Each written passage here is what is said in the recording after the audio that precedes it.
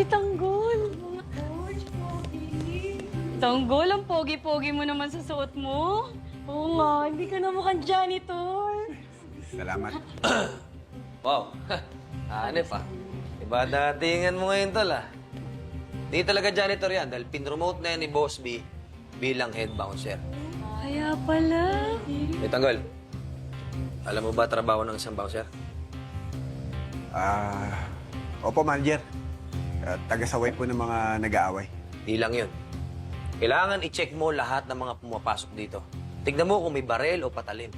Pagmasdan mo yung mga customer dito kung may mga ginagawang iligal at kung binabastos yung mga babae na dito. At isa pa, para protektahan si Boss B. At pati ako. Naintindihan mo? Opo, manager. O girls, sige na, magsibis na kayo. Sige na, baka mamaya dumating yung mga customer natin. Alam nyo na yung gagawin nyo, ha? Bye, Tanggol. Sige na, sige na. Ito, dito, sunod doon, ha? Uy, Tanggol. Kakaintindihan na tayo, ha? Huwag mong lalapitan niyo si Jellico. Malaki na puhunan ko dyan. Mong, mataas ang respeto ko sa mga babae. Huwag ka mag-alala. Wala akong gagawing masama kay Jelly. Sa akong tutusin, malaki ang utang na loob ko sa'yo. Kaya respetuhin ko kung ano man yung sinasabi mo. Mabuti yung marunong ka tumanaw ng utang na loob. Tsaka ano, Tanggol, umiwas ka na sa gulo. Baka sa susunod, mawalan ka na ng trabaho, tapos pati kami madamay lahat. Di bale, huli na yun. Lalayo na talaga ako sa gulo. Hindi na mangyayari yung nangyari kahapon.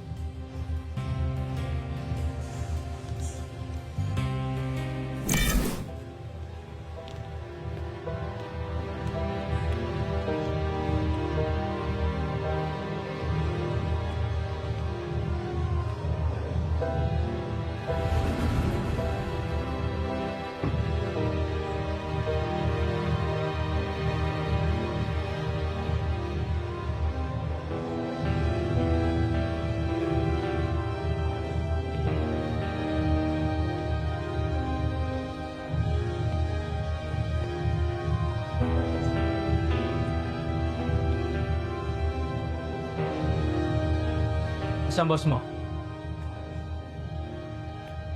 Pabs.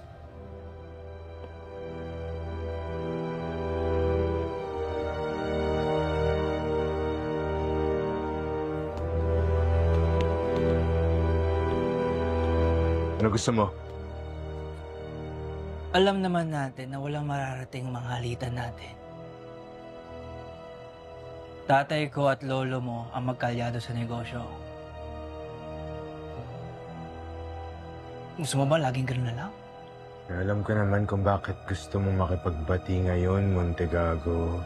Nalaman mo kasi na kapatid ko ang nililigawan mo, kaya umaamo ka ngayon. Pablo, di na importante yun. Ang gusto ko lang naman maging maayos ang samahan natin para sa alyansa ng mga pamilya natin. Bakit ako makikipag-ayos sa tulad mo? Hindi ko to gagawin kundi dahil sa responsibilidad ko bilang tagapagmana. Gusto mo ba habang buhay tayo sinisermonan ng tatay at lolo mo dahil lang sa mahalitan natin?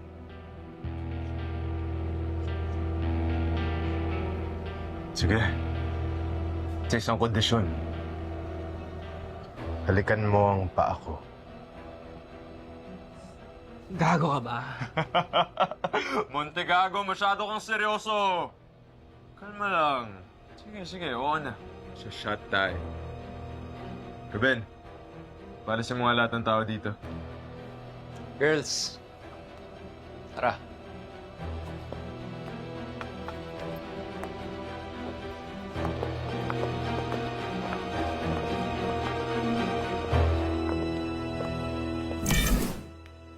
Senyorita, ito na po ang juice nyo. Salamat.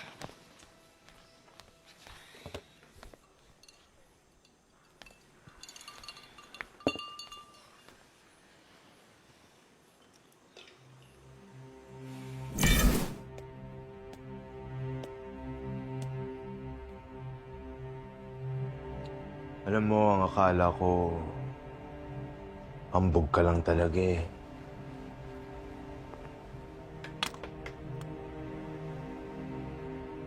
Tama nga ako. Pero buti na lang marunong ka rin magpakumbaba.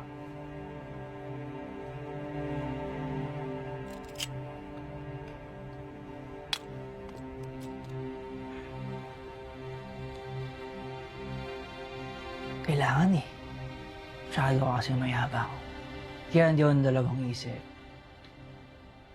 na ilagay kung saan ang lugar mo. Inulat ako sa ganyan eh. Hindi ako papayag na may nakakaangat sa akin. Hindi naman ang gusto mo, hindi ba? Oo. Simula na nalaman ko, si Ramon Montenegro ang tunay ko ama.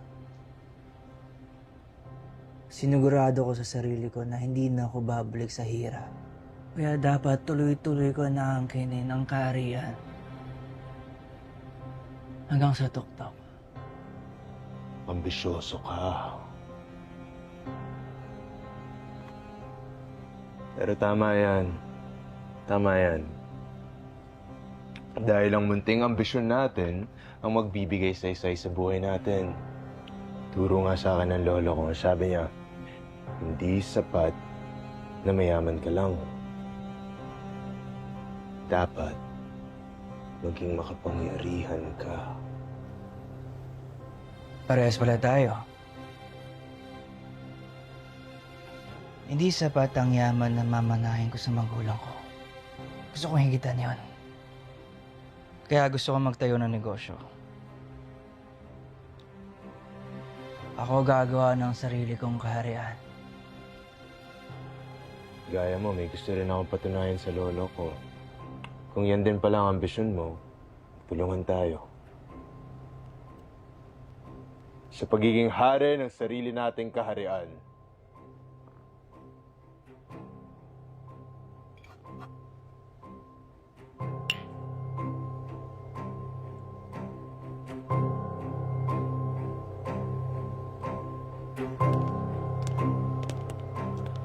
Mabuti naman na di mo na pili na makipag-away. Eh, tama ka eh. May responsibilidad tayo. Gampanan natin ang pagiging tagapagmana natin.